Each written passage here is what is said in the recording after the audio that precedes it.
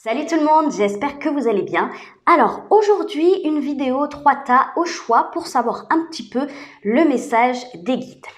Allez, je vais tirer les cartes et puis on se retrouve tout de suite.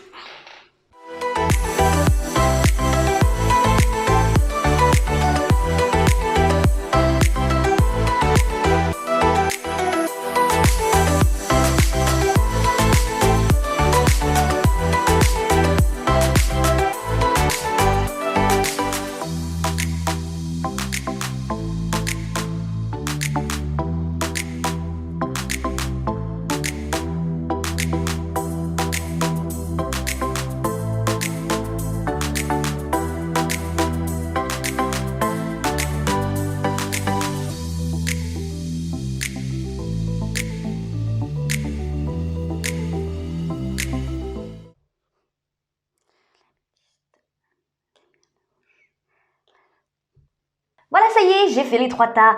Alors, premier tas avec une améthyste. Deuxième tas avec une pierre de roche. Troisième tas avec une sodalite. Voilà, je vous laisse faire votre choix. On va déplacer ça. Voilà, troisième tas, le deuxième tas.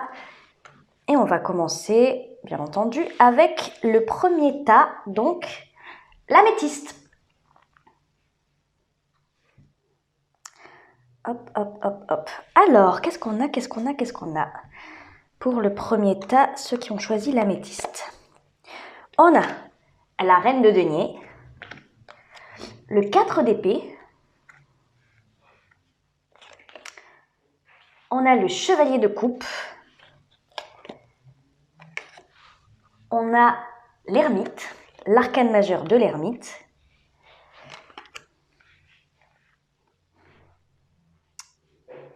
voilà. Ensuite, ok.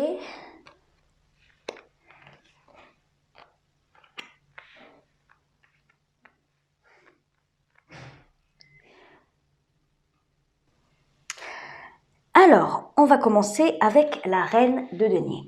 La reine de denier, c'est une énergie de protection. Voilà, la reine de denier, elle protège tout ce qu'elle a acquis durant sa vie. Elle prend soin. Voilà, elle prend soin de ses affaires, elle prend soin de son argent, elle prend soin de sa famille aussi, de ses investissements, etc. De tout ce qui se traduit dans la matière. Tout ce qui a de l'importance pour elle, elle en prend le plus grand soin parce qu'elle connaît vraiment ce qui est essentiel à ses yeux. Elle sait exactement que si elle n'en prend pas soin, ces choses-là vont s'user avec le temps. Voilà, que ce soit des relations ou que ce soit du matériel ou du financier. Elle a un regard très intelligent sur la situation, très pragmatique. Et de ce fait, elle peut vraiment prendre les décisions importantes dans sa vie pour pouvoir construire, pour pouvoir évoluer, pour pouvoir évoluer sans cesse. Voilà, ça c'est l'énergie de la reine de denier. Ensuite, on a l'énergie de la 4 d'épée.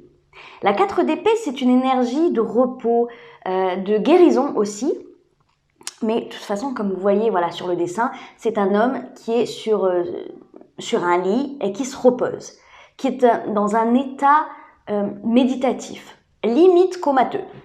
Voilà. Mais pourquoi? Parce qu'il a besoin de ce temps d'arrêt pour se régénérer, pour reprendre des forces. Vraiment pour se refaire une santé, clairement. Là, en gros, ce qu'on me dit, c'est que vous avez peut-être une position, alors, peut-être que c'est une position familiale, peut-être que c'est une position professionnelle. En tout cas, vous avez une position, j'allais dire haut placée, avec des responsabilités. Voilà. Vous avez des responsabilités sur le dos. Je ne sais pas si ça vous pèse ou pas. En tout cas, vous avez ces responsabilités. Je pense pas que ça vous pèse parce que quand même la reine de denier, elle prend plaisir à protéger ce qui a de l'importance pour elle, comme je disais tout à l'heure. Elle prend vraiment plaisir. C'est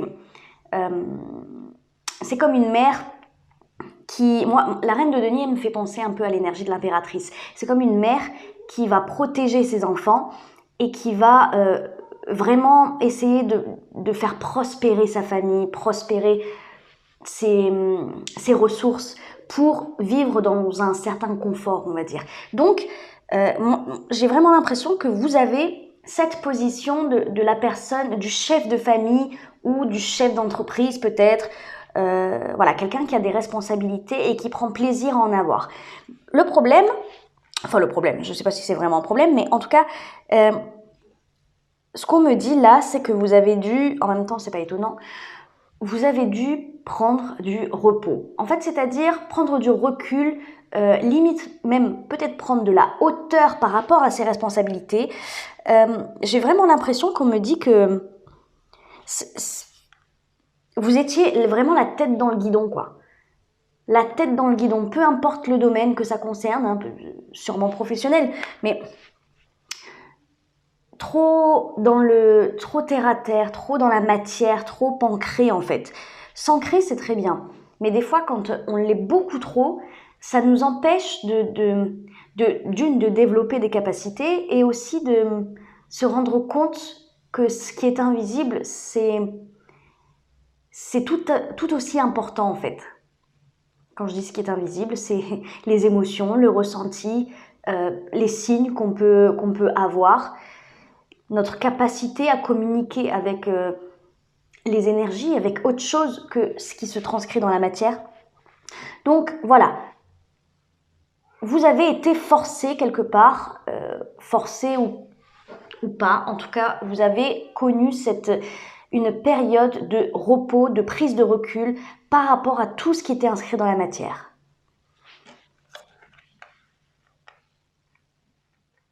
Et actuellement, du coup, ce qui bloque un petit peu, donc, c'est le chevalier de coupe et l'ermite. Le chevalier de coupe, c'est une énergie de romantisme.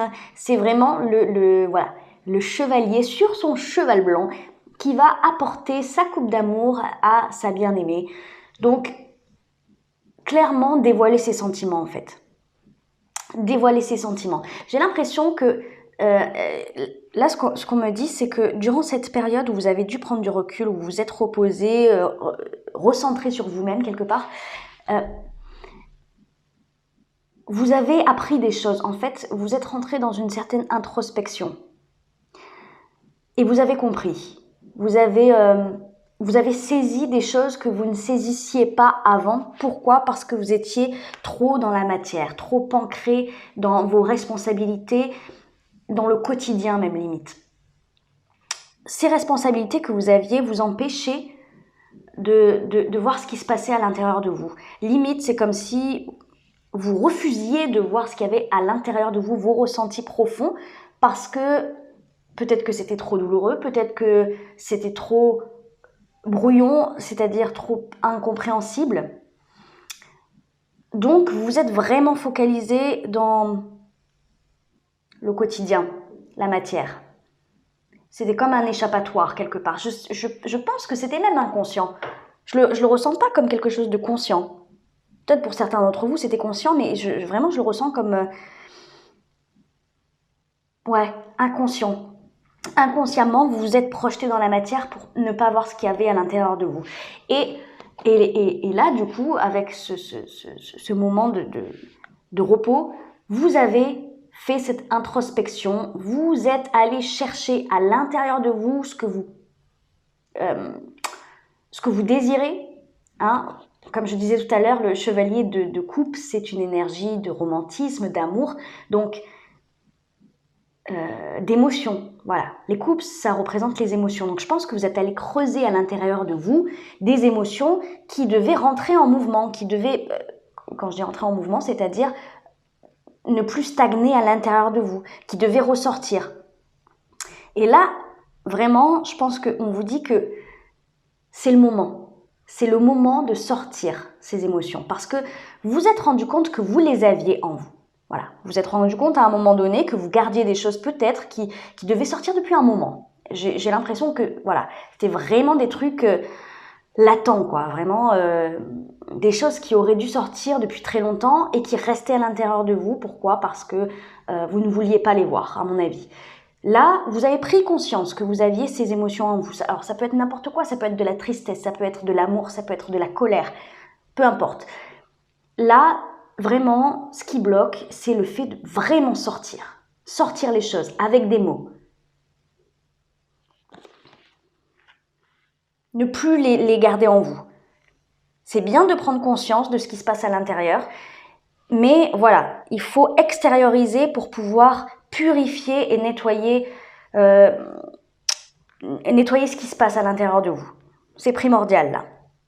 Oui, énergie vitale. Alors, qu'est-ce qu'on vous dit? Quand je prends quelque chose, je redonne quelque chose. C'est aussi simple que cela. Je donne librement et de tout cœur. Ça veut dire que si vous ne faites pas ce travail d'extériorisation, en fait, vous ne pouvez plus accueillir. C'est que votre coupe est pleine, en fait. Voilà, vous ne pouvez plus accueillir parce que il y a un trop plein d'émotions gardées depuis trop longtemps qui doit absolument être purifié. Sinon, vous ne pouvez ni accueillir ni donner. Tout simplement. On vous dit énergie vitale. Voyez la puissante lumière éclatante, la mer originelle d'énergie vibrante, colorée, dansante, cosmique. Accueillez-la, respirez-la, rechargez-vous, renvoyez-la. Énergie vitale, ça veut dire que, c'est ce que je disais tout à l'heure, c'est vital là. Là, c'est vital, je disais, c'est primordial, c'est pareil. Il faut absolument que vous purifiez. Voilà. Lâchez ces énergies-là. Lâchez ces émotions qui sont restées bien trop longtemps ancrées en vous. C'est le moment de se laver de ces erreurs, de pardonner aussi à ceux qui vous ont fait du mal, en fait, tout simplement. De pardonner la vie, l'univers, pour des situations qui vous sont arrivées, que vous ne comprenez peut-être pas pourquoi, ou vous avez du mal à l'accepter. C'est ça, voilà. C'est ce genre d'émotion, ce genre d'énergie qu'il faut absolument lâcher. Et à ce moment-là, vous pourrez vous recharger de l'énergie de l'univers et de l'amour inconditionnel qu'on peut vous envoyer, que ce soit votre entourage ou que ce soit là-haut. Voilà. Laissez s'échapper ces choses-là pour pouvoir accueillir de nouveau, pour pouvoir accueillir le nouveau, même je dirais. Et on vous dit, écoutez la vérité. Voilà. Écoutez la vérité, c'est-à-dire faites face à tout ce qui se passe en vous. Faites face à ça. Vous êtes déjà entré dans une démarche d'introspection. Allez jusqu'au bout. Allez jusqu'au bout. Et pour ça, il faut voir la réalité en face. Et il faut accepter. Pardon, c'est ce que je disais. Il faut accepter vraiment votre passé. Votre passé, vos émotions passées, donc ce que vous avez pu ressentir dans le passé par rapport à vos expériences. Et accepter ce que vous ressentez maintenant. Parce que le passé se mêle au présent, là, clairement. Vous ressentez actuellement des choses que vous avez peut-être refoulées durant longtemps. Donc, c'est ça, écoutez la vérité. Il faut accepter de ressentir ça, même si vous ne voulez pas ressentir ces émotions. Si vous voulez les sortir, il faut accepter tout ça. Voilà. Voilà pour le premier tas. Écoutez, j'espère que ça vous a parlé. Et en attendant, écoutez, moi je vous fais plein de gros bisous. On se retrouve dans une prochaine vidéo. Ciao, ciao! Allez. Qu'est-ce qui se passe pour le deuxième tas? C'était la pierre de roche. Oui, c'était la pierre de roche. Alors, qu'est-ce qui se passe pour ceux qui ont choisi la pierre de roche? Je bois un coup. Alors, qu'est-ce qu'on a? On a le chevalier d'épée, l'as de denier, le valet de bâton et le valet de denier. Des valets, que des valets. Ah, en chevalier aussi quand même. Alors, on n'a pas de coupe. Hop. Hop et hop. Alors, bon. Le chevalier d'épée. Là, vous êtes actuellement dans une énergie, je ne sais pas pourquoi, mais de recherche de compréhension Je ressens qu'il y a quelque chose qui a été bousculé dans votre tête. Je ne sais pas pourquoi, je ne sais pas ce que c'est. Il y a quelque chose qui a été bousculé dans votre façon de voir les choses, dans votre façon d'appréhender peut-être votre quotidien, d'appréhender vos relations. Il y a quelque chose comme ça qui a un déclic. Ouais, voilà. Je ressens un déclic qui fait que votre vision des choses a changé, votre vision de la vie a changé. Il y a quelque chose, et vous avez peut-être pris des décisions d'aller de l'avant, de bouleverser un petit peu votre vie. Vraiment, il y a quelque chose qui a... Ouais, je ressens ça. C'est fou. En plus, on a l'as de denier. L'as de denier, c'est un nouveau départ concret dans la matière. Voilà. Je pense que vous avez décidé de changer, bouleverser quelque chose dans votre vie, ce qui va donner naissance forcément à un nouveau départ. Je ressens un gros nouveau départ. Hein. C'est pas le petit truc là, c'est vraiment soit changer de boulot, décider carrément de changer de mode de vie, de changer d'alimentation, de changer son rythme de vie, son hygiène de vie, voilà, c'est le mot que je cherchais, de changer sa façon de voir ses priorités, vouloir déménager, je sais pas. Il y a quelque chose vraiment de pas mal là-dedans. En tout cas, ce qui est sûr, c'est que vous êtes décidé, voilà. Il y a eu un déclic à un moment donné, je ne sais pas pourquoi, je ne sais pas ce qui s'est passé, peut-être dû à ce qui se passe en ce moment, en même temps, ce ne serait pas étonnant. Vous avez décidé vraiment d'aller de l'avant, voilà, de bouger les choses. Pourquoi ? Parce que vous vous êtes rendu compte à un moment donné, peut-être que il y avait quelque chose qui n'était pas comblé dans votre vie, il y avait quelque chose qui n'allait pas. Un petit détail, un petit détail dans votre vie d'avant, entre guillemets, mais en fait, vous vous êtes rendu compte que c'était pas qu'un détail, c'était plus grand que ça, plus important. Et vous avez décidé d'y remédier, de changer ça, qui était un petit détail avant et qui au final est devenu maintenant quelque chose de primordial. Et vous allez vers ce nouveau départ. En tout cas, dans votre tête. Dans votre tête, c'est tout fait, c'est tout vu. Vous voulez absolument changer ce petit détail dans votre vie qui en fait est énorme. Votre blocage, en fait, ce qui bloque, en fait, c'est de faire le premier pas. C'est de faire le premier pas. On a deux vallées. Les vallées représentent les nouveaux départs. Alors, comment expliquer la différence entre un as et un valet ? L'as, c'est une volonté de nouveau départ. C'est quelque chose, c'est une énergie. Voilà, une impulsion comme ça qu'on ressent à l'intérieur de nous et qui nous donne la force de pouvoir faire le premier pas. Mais le vrai premier pas se fait avec les valets. Et là, clairement, on a le valet de bâton et le valet de denier. Donc, valet de bâton, nouveau départ en puissance. Clairement en puissance, dans l'action, dans l'optimisme et pas la spontanéité.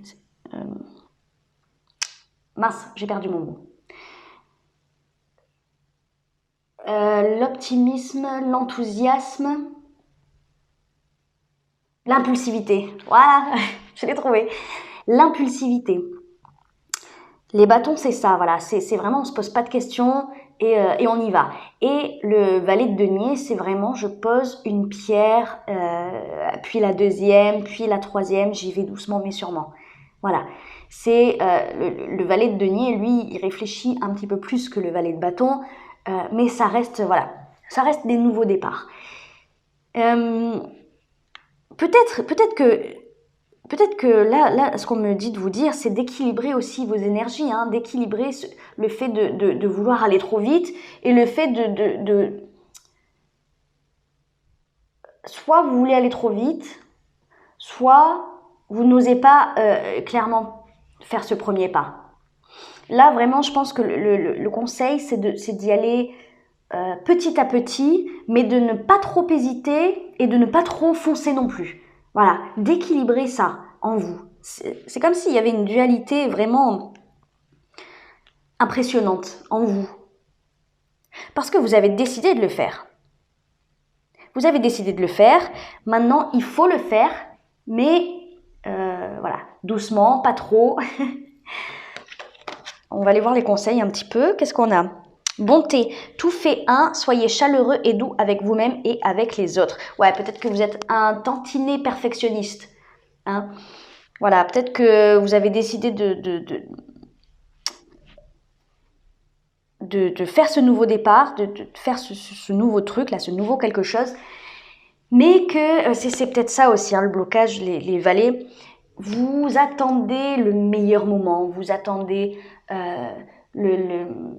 d'être un expert en la matière, peut-être si c'est professionnel, s'il y a un projet particulier. Peut-être que vous attendez vraiment d'avoir toutes les clés en main, d'être parfait, d'être absolument formé, absolument bien formé. Voilà. Vous attendez quelque chose, vous attendez la perfection. Voilà. Vous attendez la perfection pour débuter ce que vous voulez débuter. Là, je pense que quand on me dit soyez chaleureux et doux avec vous-même et avec les autres, c'est... mince, comment vous dire? Ne soyez pas trop perfectionniste avec vous-même. Peut-être avec les autres aussi, hein, mais vraiment, je pense que c'est avec vous-même. Il faut du temps.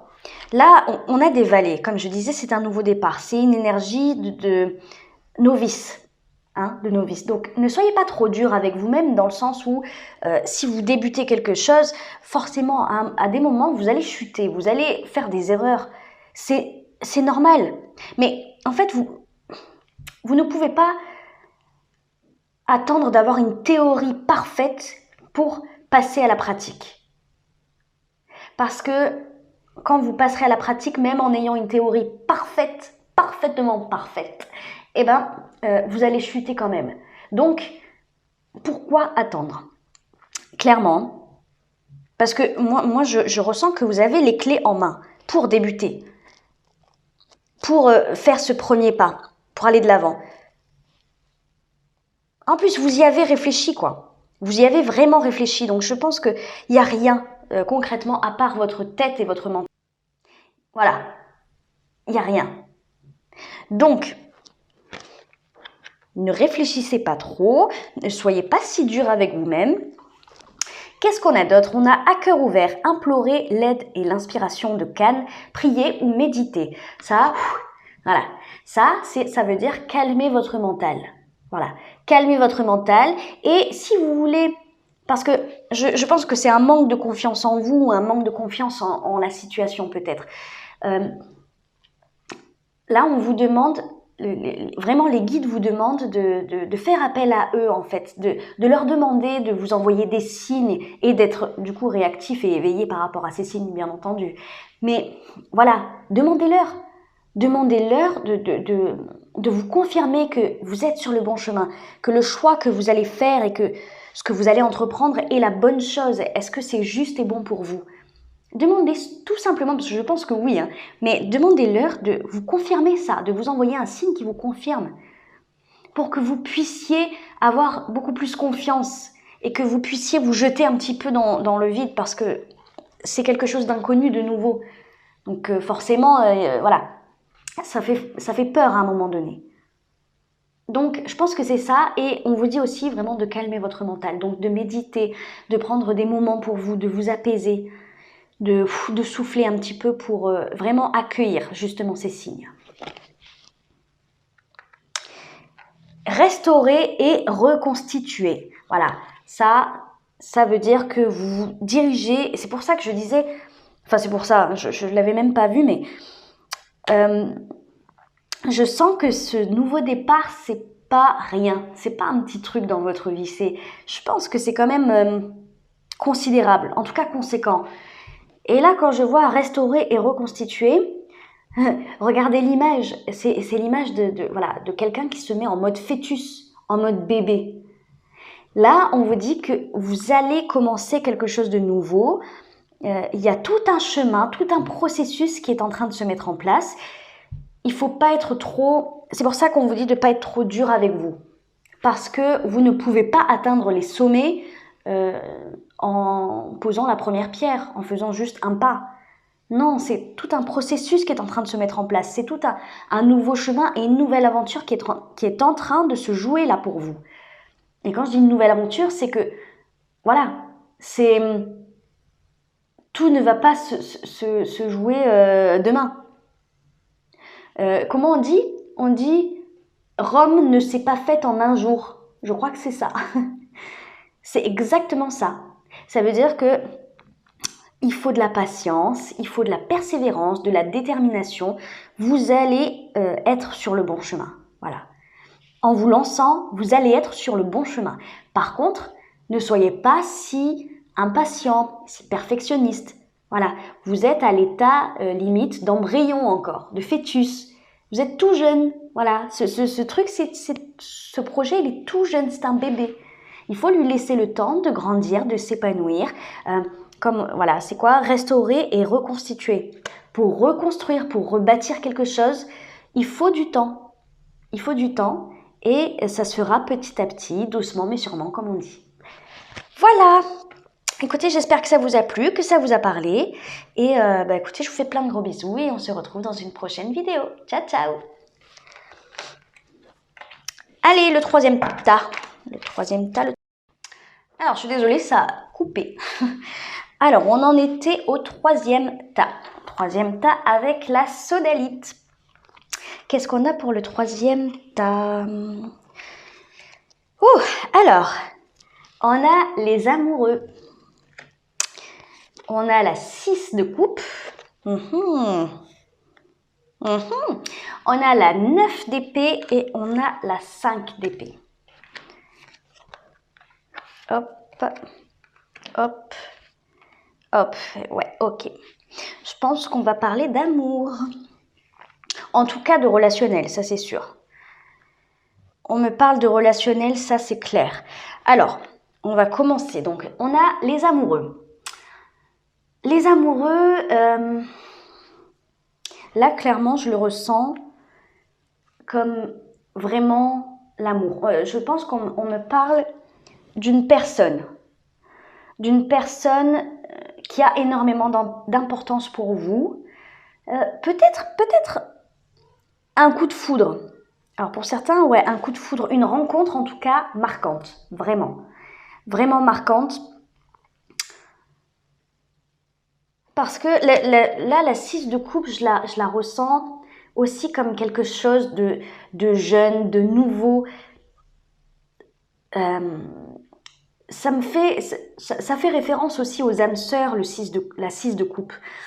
Donc vraiment là, j'ai l'impression que vous êtes face à quelqu'un, une rencontre plus ou moins récente, qui vous perturbe vraiment. Pourquoi? Parce que c'est trop puissant, c'est trop fort. Il y a une authenticité qui ressort de ça. Il y a une certaine justesse,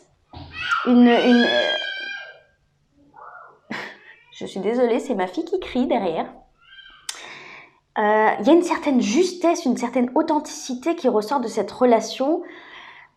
Il y a vraiment quelque chose de l'ordre de l'insouciance, quelque chose de très pur, de la pureté, ouais, vraiment, de la pureté, magique, voilà, une rencontre, une relation magique, et c'est tellement fort, c'est tellement puissant, parce que ça relève de l'ordre d'une relation d'âme extrêmement puissante et extrêmement forte, ça vous fait peur, très très très peur. Très très peur parce que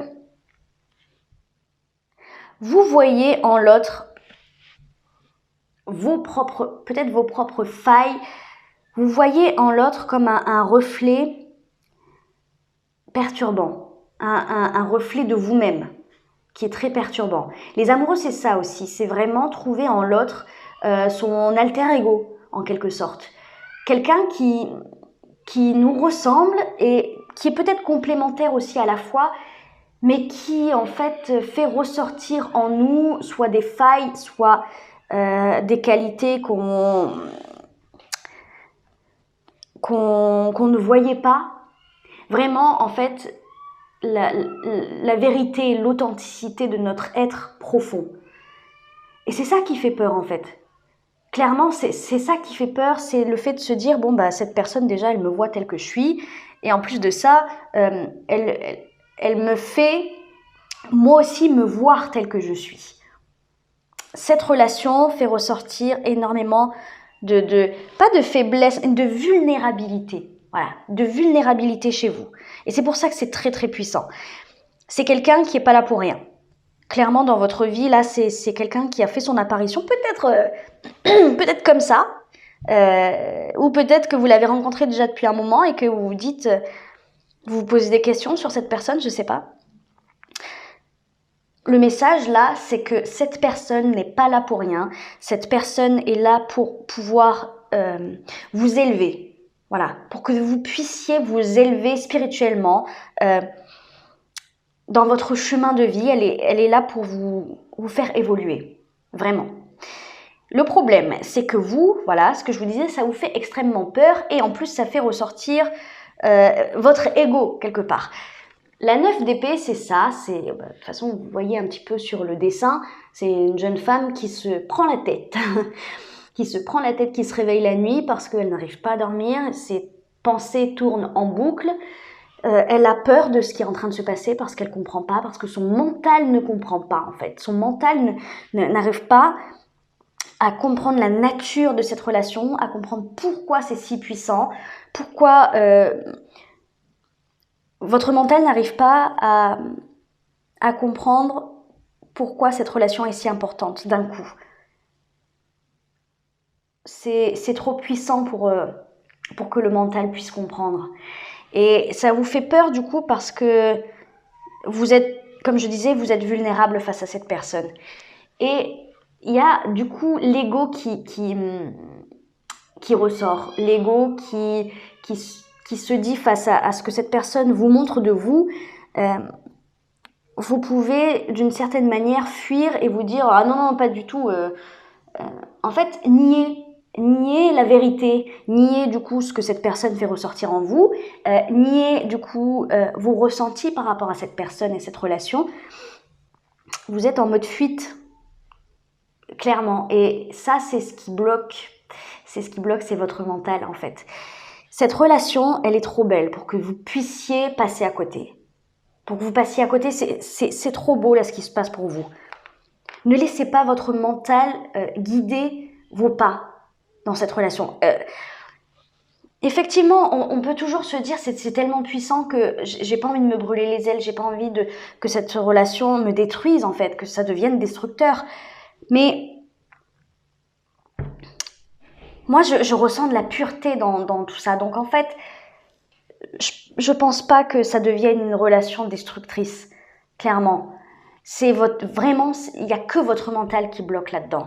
Votre peur, vos peurs même, vos peurs de voir la réalité en face et de recevoir quelque chose d'aussi puissant. Peut-être que vous ne savez plus aimer ou vous n'avez jamais su. Peut-être c'est possible. Et quand je dis vous n'avez jamais su ou vous ne savez plus aimer, c'est-à-dire peut-être que jusqu'à présent vous êtes tombé face à des gens qui soit superficiels ou des gens qui n'étaient pas du tout dans l'amour, donc qui étaient dans une certaine forme d'emprise ou des relations toxiques. Je sais pas, c'est possible. Et donc là, vous ne savez pas accueillir cette relation. Vous ne savez pas accueillir cette relation, vous préférez repousser cette personne. Vous préférez éviter de rentrer dans quelque chose qui pourrait éventuellement vous faire souffrir. Sauf que là, punaise, si vous ne rentrez pas dans cette relation et que vous n'accueillez pas cet amour-là, c'est tellement dommage. C'est tellement dommage parce que cette relation, elle va vous faire évoluer vraiment. Elle va vous faire voir à quel point déjà vous êtes beau, à quel point vous avez des qualités. Je pense que jusqu'à présent, vraiment, hein, vous êtes tombé face à des cons. Hein. Vous êtes tombé face à des gens qui vous ont fait voir la pire facette de vous-même, peut-être. Ou, peut-être pas la pire, mais en tout cas, qui vous ont rabaissé, qui vous ont... Je sais pas, je ressens comme si toutes les relations que vous avez eues, c'était toxique, nocif. En tout cas, pas bon pour vous. Pas bon pour vous parce que c'était pas des gens qui faisaient ressortir en vous le meilleur. Voilà, c'est des gens peut-être qui vous ont fait baisser vos vibrations, vos énergies, des gens qui vous ont peut-être tiré vers le bas. Pas des gens qui vous montaient vers le haut en fait, vraiment. Et du coup, le fait d'avoir cette personne en face de vous, peut-être que vous vous dites c'est trop beau, hein. C'est trop beau, donc c'est pas possible. C'est pas possible, il y a anguille sous roche. Ouais. Mais non, non, ça c'est votre mental qui se dit ça. C'est tout. Alors, qu'est-ce qu'on a? Flexibilité, eh oui, harmonie, sagesse. Ce qui agit est vrai. Il y a toujours plusieurs chemins. Qu'est-ce qui est tangible? Soyez flexible et créatif. Voilà. Vous avez le libre arbitre. Vous avez le choix entre passer à côté de cette relation qui pourrait vous faire évoluer de ouf ou y aller, en fait. Juste lâcher prise. Être flexible, c'est ça, c'est se dire, ok, bon, il y a des choses que je vais accepter, même si c'est difficile pour mon ego, pour mon mental, pour ma fierté, et ben il y a des choses que je vais accepter tout simplement pour voir où ça va me mener en fait. Qu'est-ce qu'on vous dit? Il y a toujours plusieurs chemins, c'est ça?